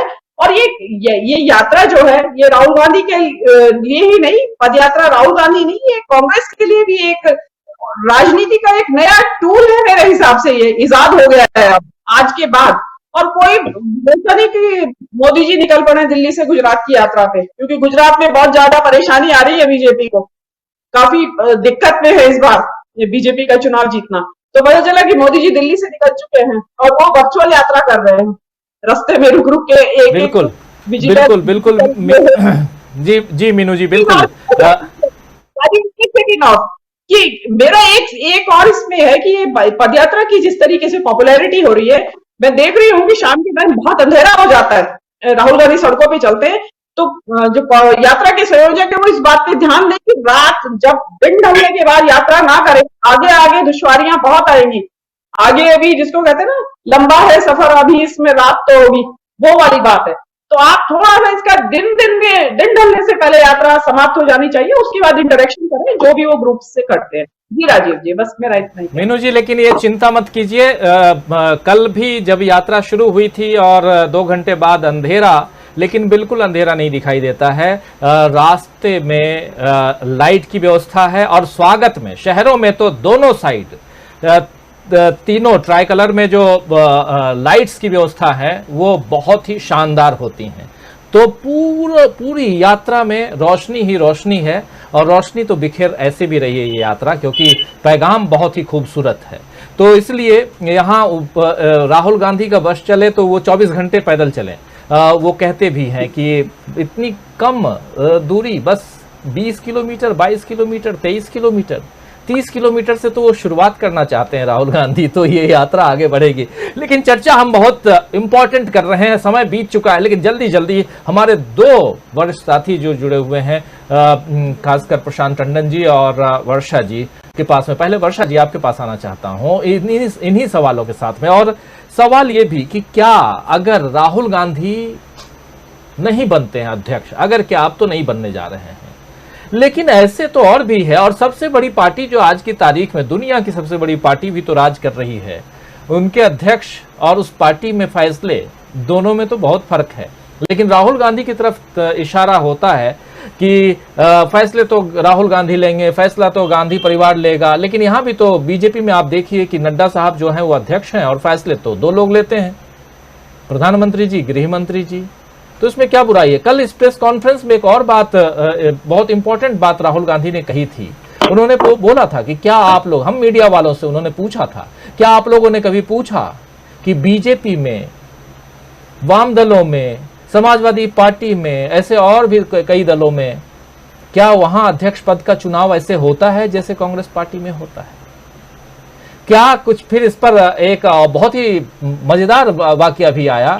जयराम रमेश ने बोला कि यहां तो एक दल का नेता और एक राज्य के मुख्यमंत्री से आगे तक का और कई लोग जो हैं वो प्रेस कॉन्फ्रेंस 20-20 साल तक नहीं करते हैं। तो राहुल गांधी ने बोला कि नहीं, ऐसा नहीं है, सिर्फ एक नेता है जिसने अभी तक प्रेस कॉन्फ्रेंस नहीं की है। तो इंटरप्ट करते हुए, तो बहुत शानदार ढंग से ये प्रेस कॉन्फ्रेंस कल हुई थी, और जिसमें ये साफ गोई बता रहा हूं, राहुल गांधी की जो साफ गोई है कि कुछ भी बोलने से घबराते नहीं है। खैर, लेकिन इन सबसे इतर क्या वर्षा जी, राहुल गांधी को उसी ढंग से हम काम करते हुए देखेंगे जैसे आज बीजेपी में नड्डा साहब कहीं और हैं? चलिए, अशोक गहलोत नड्डा हो गए और फैसले लेने वाले सोनिया गांधी और राहुल गांधी। जी राजीव जी, मुझे नहीं लगता है कि आप ऐसा देखेंगे, क्योंकि राहुल गांधी जिस बेफिक्री के साथ इस यात्रा में शामिल हैं और वो कहीं से भी परिचालित होते हुए नहीं दिखाई देते हैं। चाहे गोवा का मामला हो, चाहे राजस्थान का मामला हो, उनके बयान बहुत संयत है। और जो आपने जिस प्रेस कॉन्फ्रेंस का जिक्र किया, उसमें एक बात मुझे और अच्छी लगी कि राहुल गांधी से पूछा गया कि भाई क्या जो है आप देखते हैं इस तरह से कि आगे जाकर जो है कोई परेशानी यहाँ हो सकती है, लेकिन ऐसा कहीं हमें उस प्रेस कॉन्फ्रेंस में बहुत निर्भीकता के साथ वो सामने आते हैं। और मैं मीनू जी की बात से बहुत सहमत हूँ कि हमने पहले भी कहा था राजीव जी इस प्रोग्राम में कि चुनाव कोई भी लड़े, अशोक गहलोत लड़े, शशि थरूर लड़े, लेकिन जो है वो कोई भी लड़ने के बावजूद जो है वो ऐसा सामने ना आए कि राहुल गांधी जो है, माफ कीजिएगा मेरी आवाज कुछ कट रही है, एक सेकंड, आवाज शायद वीडियो तक आउट हो गया है वर्षा जी का। लेकिन जो बात कह रही थी, अगर जुड़ जाती हैं तो फिर से उनको जोड़ लेंगे। प्रशांत टंडन जी, बहुत सारी बातें आप सुन रहे हैं, मैं आपसे क्लोजिंग कमेंट चाहूंगा प्रशांत जी, और खासकर यही कि 2-3 चीजें हैं। एक बात इसमें और बहुत महत्वपूर्ण है, वो लाना भी जरूरी है। आरएसएस प्रमुख का मुस्लिम धर्मगुरुओं नेताओं से मिलना, ये भी चर्चा में है। दूसरी बात जिसकी चर्चा शुरुआत में मैंने अपनी बात रखी थी, दूसरी बात राहुल गांधी के 2 रूप, एक रूप में जो जिस ढंग से हमारे पॉलिटिकल एडिटर डॉक्टर दीपक पाचपोर जी देख रहे हैं, और दूसरा रूप जिस बारे में बातें हो रही हैं। तीसरा सवाल जो महत्वपूर्ण है, क्या राहुल गांधी ने इस पद को स्वीकार न करके बीजेपी के मुद्दे से, यानी बीजेपी को मुद्दा विहीन कर दिया है, बीजेपी के हाथ से उस मुद्दे को खींच लिया है जहां वो बार बार परिवारवाद के नाम पर कांग्रेस को घेरती थी, और G23 ग्रुप का जो गठन हुआ था उसके लिए भी एक तमाचा है। किस रूप में देखते हैं इस पूरे प्रकरण को? तो अनम्यूट कर लीजिए।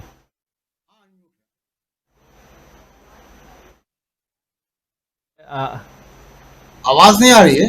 अब आ रही हाँ, तो 3 सवाल आपके, तो मैं पहला सवाल एक एक करके देता हूं। मोहन भागवत कल दिल्ली में एक इमाम से मिले और उसको लेकर बहुत सारी बातें हुई। मैं उनके व्यक्तिगत उसमें नहीं जा रहा हूं। बेसिकली जो आपका सवाल है, तो राजीव जी, इसमें ये जो आरएसएस की रणनीति अब मुस्लिम्स को लेकर है, तो उनको 2 चिंताएं उनकी बहुत बड़ी हैं। एक कि अगर मुस्लिम, आपके प्रोग्राम में पहली बार भी कह चुका हूं कि मुस्लिम अगर वापस कांग्रेस में लौटता है, 2009 में मुस्लिम, उत्तर प्रदेश के मुस्लिम ने कांग्रेस को वोट दिया था, तो अगर मुस्लिम कांग्रेस में वापस लौटता है तो बीजेपी को परेशानी होगी। बीजेपी को ये मालूम है कि जब तक मुस्लिम वोट क्षेत्रीय दलों में को मिलता रहेगा, बंगाल में, उत्तर प्रदेश में और जगह पे, तब तक वो आराम से सत्ता में रहेंगे। उनको ये लगता है कि संकेत मिल रहा है कि इसमें अब कहीं शिफ्ट हो रहा है। एक तो ये चिंता है। दूसरी चिंता ये है कि इंटरनेशनल प्रेशर है और ये सब बातें हैं, तो ये गुड कॉप बैड कॉप की पॉलिसी है कि एक तरफ एक जो है वो पीटेगा और दूसरा सहलाएगा। तो अभी देखिए कि आज ही एक महिला का नमाज पढ़ते हुए एफआईआर हो गई, तो सरकार ये कर रही है। और दूसरी तरफ मोहन भागवत जो है मौलाना से मिल रहे हैं। तो ये जो गुड कॉप बैड कॉप की नीति है कि एक मारेगा दूसरा सहलाएगा, और मुसलमान 8 साल से इतना झेल चुका है कि उसके अंदर इतनी परिपक्वता आ चुकी है कि वो ये सारी जो जालसाजियां हैं उसको समझने लगा है। दूसरी बात, मैंने पहले अपने वक्तव्य में देश और समाज की बात की थी और आपने राहुल गांधी पे सवाल किया, तो मैं पार्टी की बात करता हूं कि पार्टी का क्या इसमें नफा नुकसान होगा। देखिए, राजनीतिक पार्टी को नेतृत्व मिलता है, उसमें बहुत बड़ी भूमिका आंदोलन की होती है।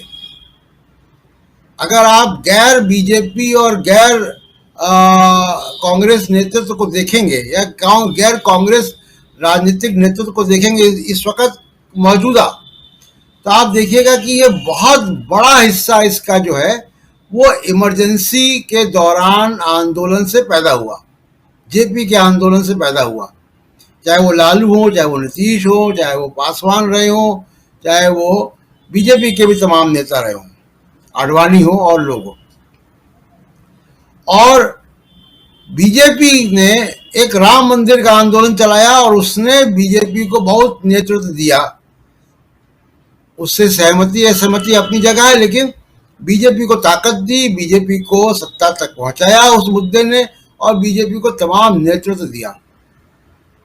छोटे आंदोलन भी, अन्ना आंदोलन ने अरविंद केजरीवाल को दे दिया। कांग्रेस ने आखिरी बार आंदोलन महात्मा गांधी के नेतृत्व में किया था, उसके बाद कांग्रेस आंदोलन से हट गई थी क्योंकि सत्ता में ही रहे अधिकांश समय। तो ये जो आंदोलन अभी हो रहा है, ये कांग्रेस को नेतृत्व भी देगा, बहुत सारे स्किल्स भी देगा, बहुत सारी सलाहियत भी देगा, जैसा आप बता रहे हैं।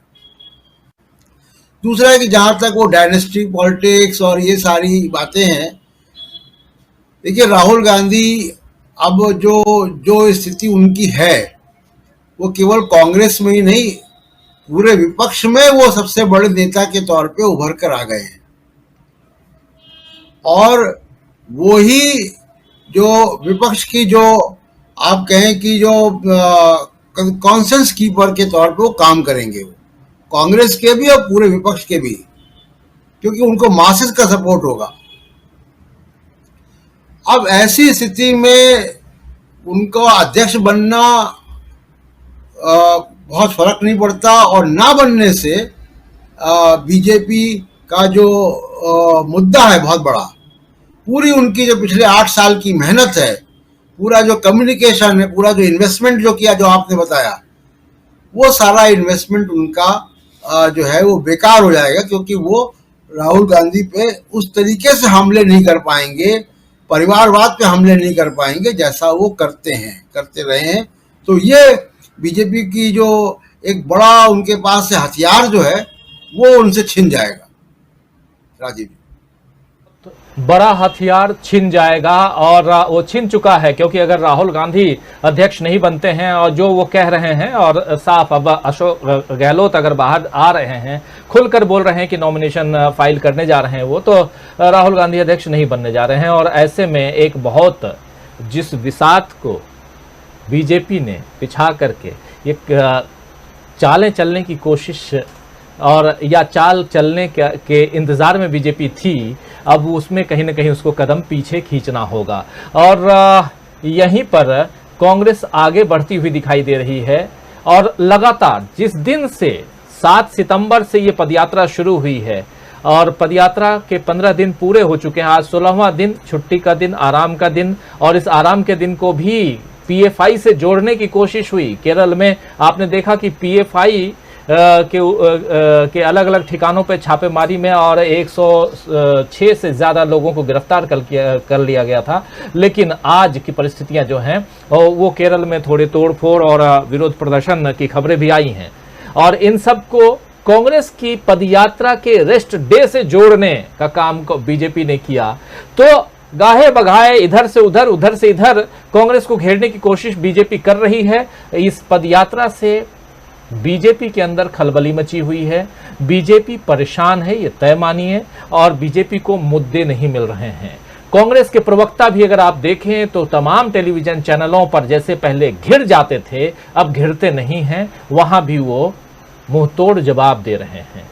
ये परिवर्तन कांग्रेस में दिखाई दे रहा है, क्योंकि उनका एक नेता खुलेआम घूम रहा है, जिससे चाहता है उससे मिल रहा है, बुलाता है, लोगों से मिलता है, और लोग इंतजार कर रहे हैं। अभी जितनी तस्वीरें आ रही हैं वैसी ही आ रही हैं, जिसका जिक्र मीनू जी भी कर रही थी कि एक मैकेनिक को उसी लिबास में, वैसे कपड़े में, और बुला करके मिलते, राहुल गांधी मिलते हैं, फोटो खींचते। तो ये कुछ ना कुछ पैगाम तो देकर जाएगा ही। अगर आप मुस्कुरा देते हैं चलते चलते भी, तो एक पैगाम आप देके जाते हैं और कहीं ना कहीं सामने वाले को अपने साथ जोड़ के ही आगे बढ़ते हैं।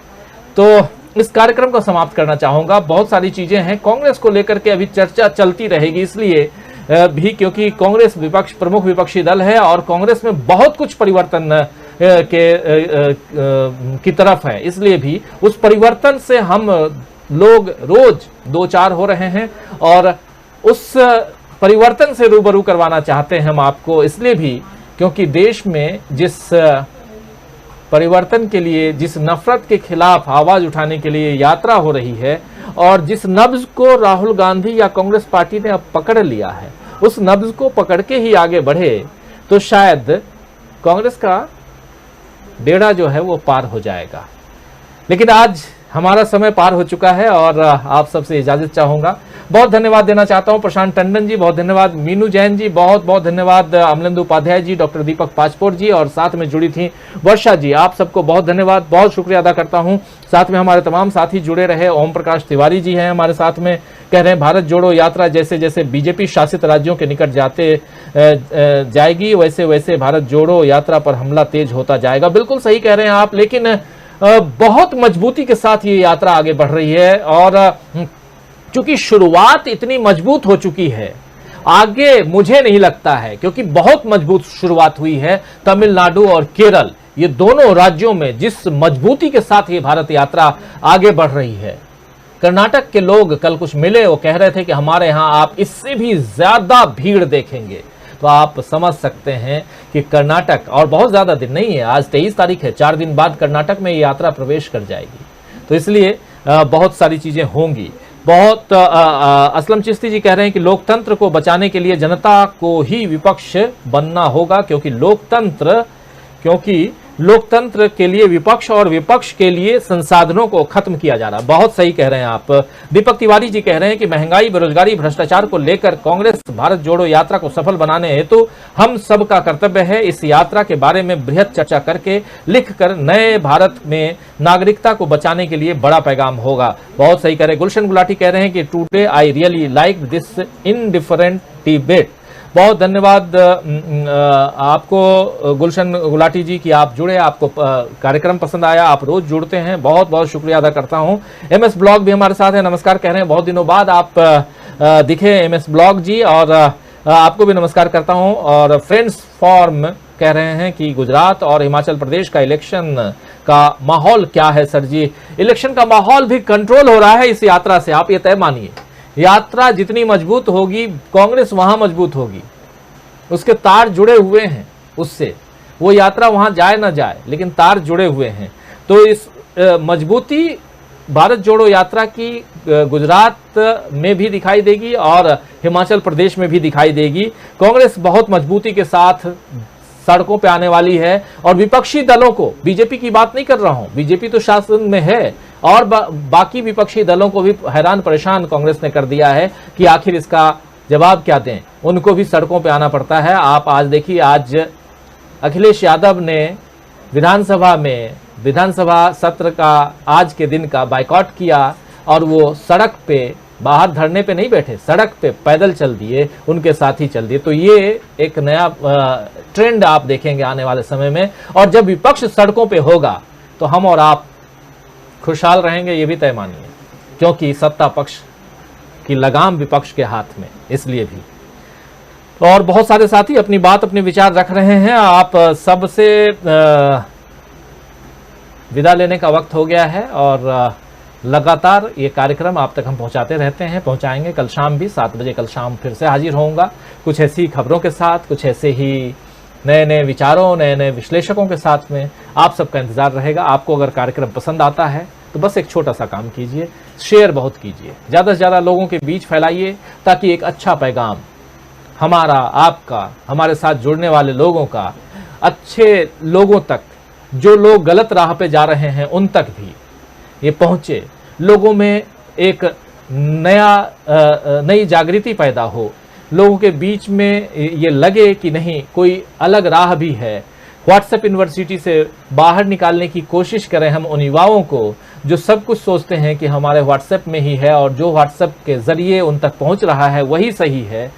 तो इससे गलत एक माहौल बन गया है और देश में सबसे ज़्यादा जो नफरत फैली है उसी व्हाट्सएप यूनिवर्सिटी से फैली है। तो उससे दूर करें और ऐसी चीज़ों को शेयर करें तो ज़्यादा अच्छा है। बहुत धन्यवाद देता हूँ, बहुत शुक्रिया अदा करता हूँ आप तमाम दोस्त साथी शुभचिंतक का। कल शाम 7 बजे फिर हाजिर होऊंगा। तब तक मुझे दीजिए इजाज़त और देखते रहिए टीवी लाइव। नमस्कार, गुड नाइट, शुभ रात्रि, शब बखैर।